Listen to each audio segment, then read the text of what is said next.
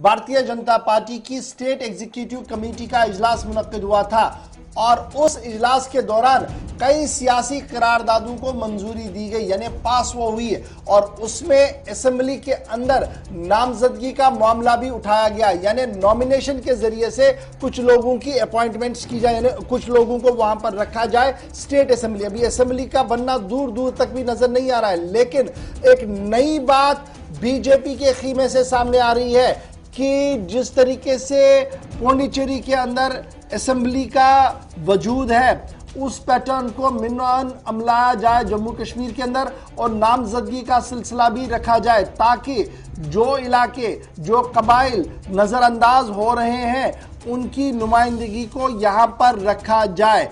अब आप समझ सकते हैं कि इस सियासी करारदाद का मतलब और मकसद क्या कुछ हो सकता है, लेकिन उसको और समझने के लिए हमारे साथ इस वक्त भारतीय जनता पार्टी के state spokes person doctor Tahir साहब ने भी ज्वाइन कर लिया है। डॉक्टर ताहिर चौधरी, बहुत बहुत शुक्रिया जी ज्वाइन करने के लिए।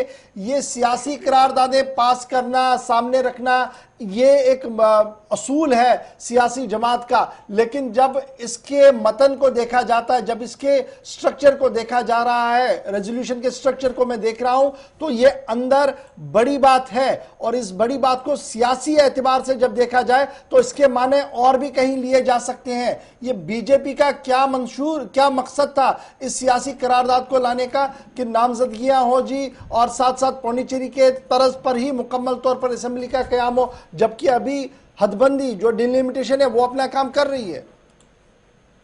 देखिए गौर साहब, स्टेट वर्किंग कमेटी की जो मीटिंग थी उसके आप रेफरेंस मुझे दे रहे हो, आज ये बात कर रहे हो आप। जब ये मीटिंग हुई है और भारतीय जनता पार्टी का सेंट्रल हाई कमांड का जो मेन फैसला जम्मू कश्मीर के इलेक्शन के ऊपर आएगा वो डीलिमिटेशन के बाद आएगा। डीलिमिटेशन का प्रोसेस इस टाइम पे चल रहा है और बड़े प्रॉपर सिस्टम के साथ चल रहा है, सबको कॉन्फिडेंस में लेके चल रहा है।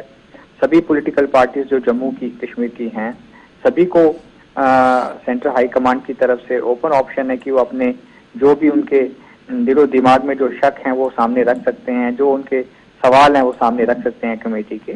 तो ये सारी चीजें सबके साथ मिल बैठ के की जाएंगी और जो भी डिलिमिटेशन के बाद जहां जहां भी सीट्स बढ़ेंगी प्रॉपर सिस्टम के साथ बढ़ेंगी।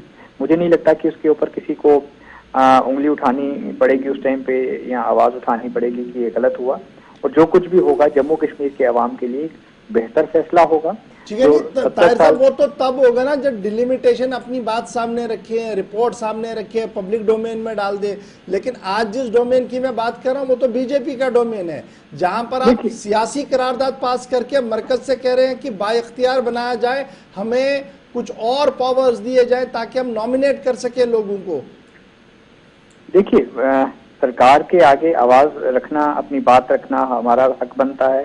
भारतीय जनता पार्टी का जम्मू कश्मीर की जो हमारी टीम है, हमारी हाई कमांड है जम्मू कश्मीर की, तो हम अपनी बात रख रहे हैं सेंट्रल हाई कमांड के आगे।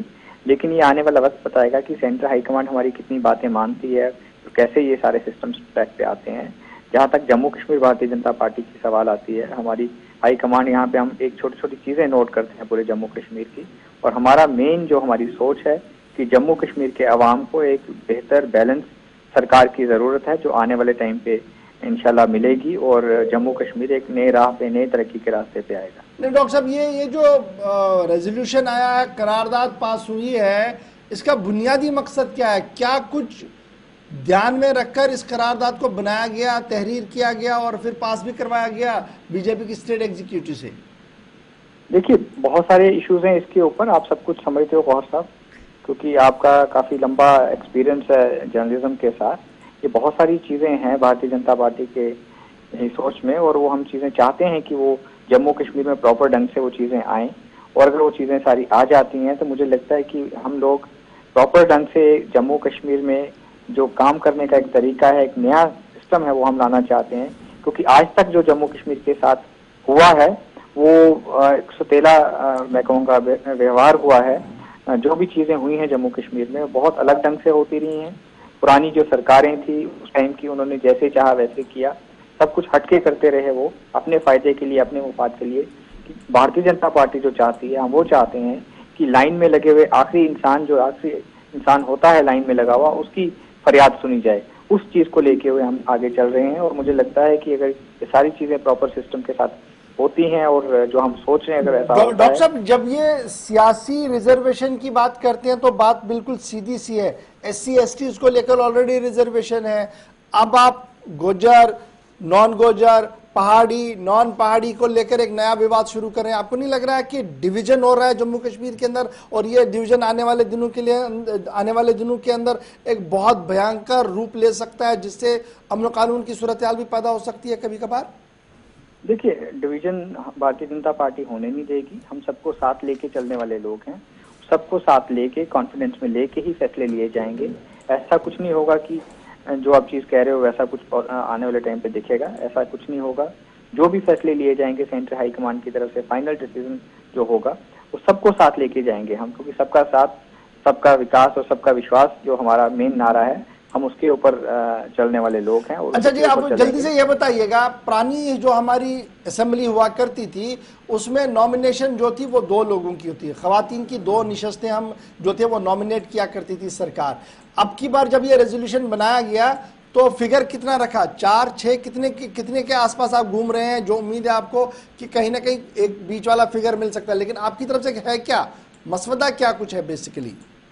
देखिए, सारी चीजें अभी मैं आपको नहीं बता सकता हूँ। जब आने वाला टाइम आएगा सारी चीजें खुद सामने आ जाएंगी। बहुत बहुत शुक्रिया। डॉक्टर चौधरी साहब हमारे साथ थे, बड़े फूक फूक कर सवालों का जवाब दिया, लेकिन बात उन्होंने बड़ी क्लियर कर दी कि जनाब आने वाले दिनों में बहुत सारी चीजें क्लियर होंगी। रिजर्वेशन का मामला है जी, और नॉमिनेशन का मामला। यहाँ पर रिजर्वेशन तो पिछले दिनों बात हो रही थी, अब नॉमिनेशन को लेकर बीजेपी की करारदाद आई है। और इसके अंदर जब हम माजी में देखते हैं तो 2 खवातीन नॉमिनेट हुआ करती थी, इस बार कितनी होंगी उस पर डॉक्टर साहब ने कहा कि वक्त पर हम आपको बताएंगे। लेकिन जो सियासी तज्जिया निगार है उनका मानना है कि ये जो करारदाद सामने रखी गई है, दरअसल ये एक सोच है, उस सोच को आगे बढ़ाया जा रहा है। अब ये आगे कौन सी राह अख्तियार करेगा उसके लिए थोड़ा सा इंतजार करना होगा आपको भी और हमें भी।